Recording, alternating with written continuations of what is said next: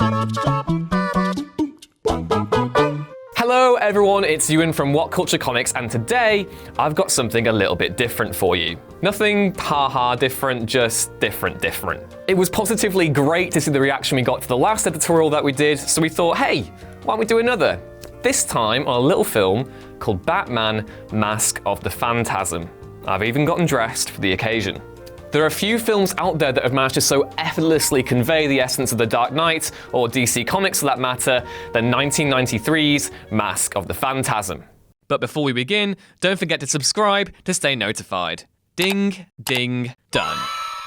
A spin-off from Bruce Timm and Eric Radomski's seminal Batman the Animated Series, Mask of the Phantasm is, today at least, heralded as one of the finest animated efforts of a generation. That wasn't always the case, however, and while it was gothic, operatic, and chilling in its delivery, all components that exemplify the film's authenticity, renewed interest in BTAS's sole theatrical release is a relatively new phenomenon. Audiences really couldn't have cared less when it premiered in the Christmas of 1993. The reasons for this are myriad but simple, and while the film itself would spawn subsequent animated releases for Warner Bros. Later down the line, such as the awesome, incredible Batman Beyond: Return of the Joker, Batman: Mask of the Phantasm did not perform well in 1993. The film itself debuted to a tepid commercial reception, owed in part to a flagging marketing campaign by Warner Bros., which failed to thoroughly intimate the credentials of the Timm, Radomski, and Alan Burnett effort. But what does it have that other Batman films don't? Well, for one, Mask of the Phantasm worked within the framework of the seminal,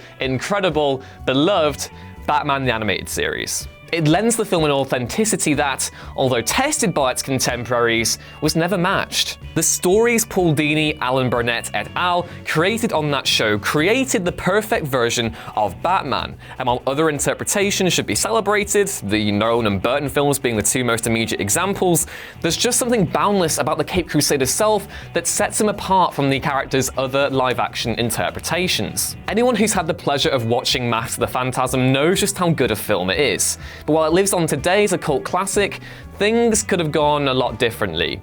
As in terribly, as in really badly. When a character's been through so many shifts, changes, and moods as the Caped Crusader, it becomes difficult to hone in on just one definitive portrayal.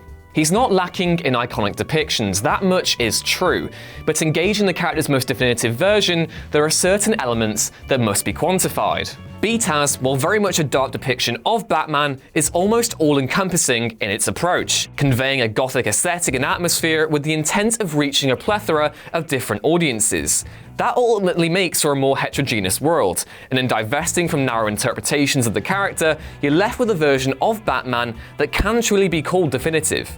Being a continuation of that series, Mask of the Phantasm excels just as much in its world building.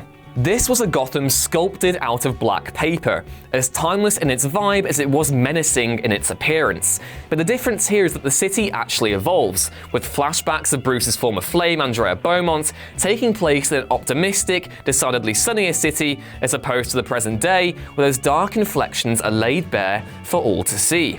Gotham's own transition from the city of tomorrow to a crime-ridden metropolis actually mirrors Bruce's own journey to becoming the Dark Knight, and it's a really clever way of showing it. In fleshing out the locale's personality, Mask of the Phantasm should be considered essential viewing alone. More important, of course, is the film's story, which encapsulates all the adventure, drama, and atmosphere of Batman the Animated Series, but on a grander scale. Centered around Batman as he encounters the Phantasm, a vigilante who, unlike the Dark Knight, has no qualms with killing criminals, the film brings together Batman, Joker, and the mob together in a particularly satisfying manner. There's more to the Spectre's activity than meets the eye, however, and as Bruce's past begins to collide with his present, a devastating revelation leaves the Caped Crusader with the biggest challenge of his crime-fighting career. To disclose more would be to ruin the film's mystery, an essential component of any good Batman story, but there are other ways of intimating the film's greatness. One such way would be to mention Shirley Walker's incredible score, and while names like Danny Elfman and Hans Zimmer are both revered amongst the Bat faithful, Walker's is one that continues to elude the spotlight. Her work on BTAS and this feature in particular make this one of the character's most haunting and incredible compositions, and it's a massive tragedy she wasn't able to complete more, having sadly passed away in 2006. All of these elements coalesced to create the ultimate Bat film, an impression that should have been granted immediately had it only been marketed properly by Warner Brothers. The real tragedy of Mask of the Phantasm, however, isn't the dissolution of Bruce Wayne's love life, but rather the pitiful reception that it released to. This was a film destined to illustrate the creative scope of Batman animated series to a whole new generation, but a rush schedule only led Warner Brothers to bungle the film's marketing campaign, which only amounted to one measly trailer. The film was originally conceived as a straight-to-video effort, but soon changed to a theatrical release upon the request of the studio. Said change brought with it an increase in budget, with the film costing $6 million to make. This in turn granted more freedom to the film's creators, but in meeting a December release, the brothers Warner left little time to actually sell the film to audiences, with little to no press being conducted in the run-up to its Christmas premiere.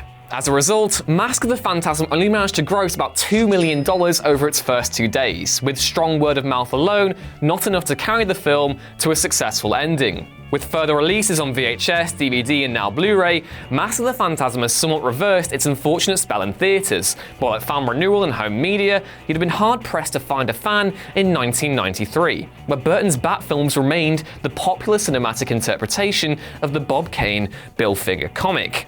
Given the film's now stellar reputation, it might be difficult to conceive that the film struggled to capture an audience quite the way it did. This was a feature that distilled the very essence of Batman into an hour-long adventure, but whereas its contemporaries were never found wanting in the marketing department, Mask of the Phantasm was plunged into deep waters and forced to float on its own, encumbered by a release date that never truly allowed its filmmakers to promote it in the way they would have hoped. But hey, no matter the immediate fate of Mask of the Phantasm, the film today has been reappraised as one of the true greats of the genre, and as the best Batman film ever made in some circles. Kevin Conroy was masterful as Bruce Wayne, providing the voice to the hero that would endear himself to an entire generation. Mark Hamill was, as always, sensational as the Joker, and the talents of Dana Delaney, Ephraim Zimbalist Jr. and Bob Hastings all helped elevate the production too. They brought to life a renowned cast of characters in a way no one really has since, and it's to their credit that their talent continues to inspire further adaptations of Batman's world to this day. Following on from The Phantasm came stellar animated efforts in Sub-Zero, a tale featuring Mr. Freeze, Batman Beyond Return of the Joker, a spin-off of the Batman Beyond TV show, and Batman Mystery of the Batwoman. But even outside the DC animated universe, Warner Brothers Animation continues to own the superhero genre. Mature adaptations of storylines like The Dark Knight Returns, Year One, and Under the Hood owe their existence to the efforts of Tim Dini Radomski, Burnett, and all the rest. And Mask of the Phantasm, while still a box office disappointment, was intrinsic to that progression as well. Elsewhere, the film's influence can be found in the comics, where a Phantasm Beyond storyline took place a few years back, and in video games too, where Batman Arkham Origins alluded to the presence of Andrea Beaumont with a series of scattered postcards littered throughout the Batcave. And yeah, while those references are all fine and dandy, the true achievement of Mask of the Phantasm comes from the fact it still manages to rein in new audiences 25 years on from its original release. It might not be live action or be particularly long, but Mask of the Phantasm is Batman at his best. Bold, brave, and gothic as hell. Don't leave your cave without it. Go on then. Yeah, well done for making it to the end of that video, guys. We're both very proud of you. You can subscribe as always beneath me. To my left, there are a few other videos that you might fancy watching. To our right, there are a few other channels, like around this way, that you can also click on if you fancied that. And